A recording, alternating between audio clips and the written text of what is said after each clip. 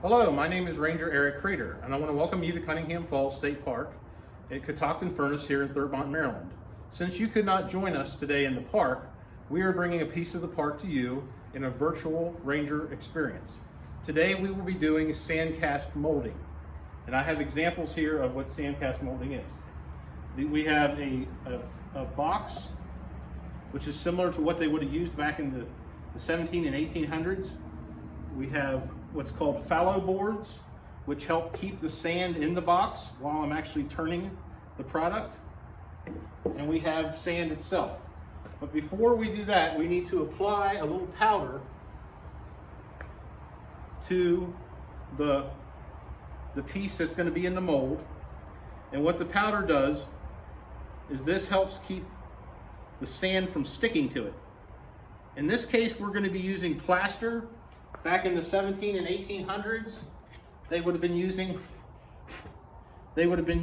I'm going to kind of dust it here. The 17, 1800s, they would have been using hot iron, of course. Larger boxes, about 2 feet by 3 feet, with various metal products. In our case, we're going to make a little piece of a cook stove, which is similar to what they made here at the Catoctin Iron Furnace. This is a plate off of the stove.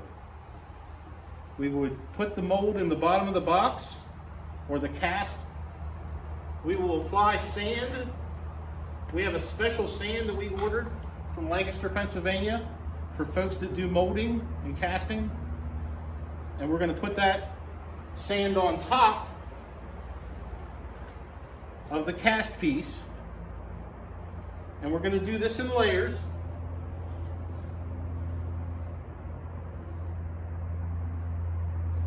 These are rammers, okay? These are similar to what they would have had back in the day. They were a larger piece with a big beveled end on each end that they would use to actually ram the sand down in. This is where the term pounding sand comes from. Someone tells you to go pound sand, they were probably working in a furnace. I will pound a layer of this in here, like so. We'll keep scooping and adding sand.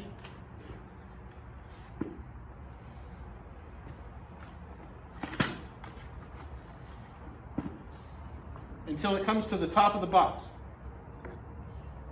You want to do it in layers so it packs very well, hard. It takes 2 or 3 of these little runs with the rammers to get the sand where you want it.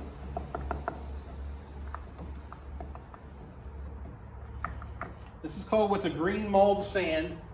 It's especially made for molding, and it's similar to what they would have used back in the time of the furnace.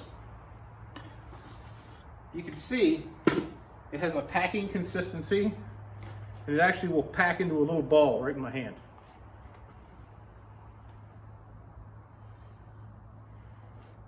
We're almost there. We've just got a couple more little layers to go. And what we're going to do is pack this mold in, and then we're going to flip the box with the fallow boards over once we're done ramming. And that's going to leave the back side of the blank exposed so we can pour plaster into it. And that's going to be the second part of our video. But for now, we're going to make the mold. We're almost there. A little bit more sand.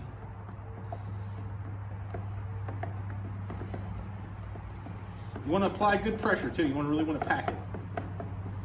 Okay, one more little skim. I think we've got that.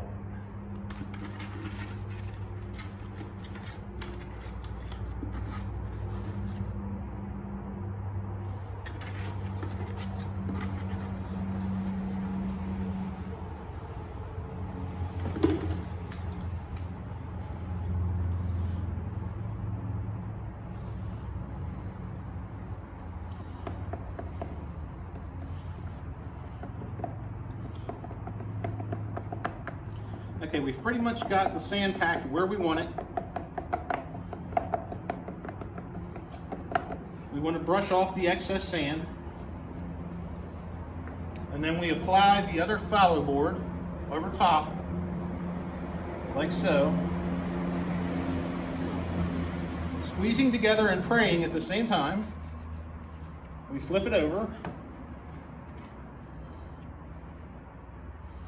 and we get the basic impression that you see right here.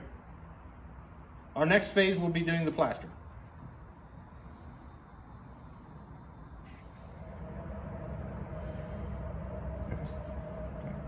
Okay, we're using a molder spoon to pop out the blank, and then we should get the impression of the plate stove inside. But I want to talk for a minute about the furnace and how they would actually pour hot iron. They had larger boxes, 2 to 3 feet or so long by 2 feet wide, that they poured into a cavity from a ladle, a large metal with like a big metal spoon that they would pour the hot iron into. They would pour that into something similar to our casting box here, and then that would make the molds. This is the Catoctin iron furnace behind us that was in operation from 1776 until 1903. It had 6 or 7 owners, and it made all types of products, similar to what we're molding here, which is a piece of a plate stove. That is one of only many products. Okay, we're getting ready to pop the plaster out. And again, it's left that little impression in the sand. And then we can see the finished mold.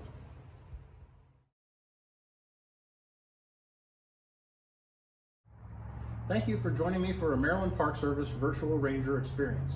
Goodbye.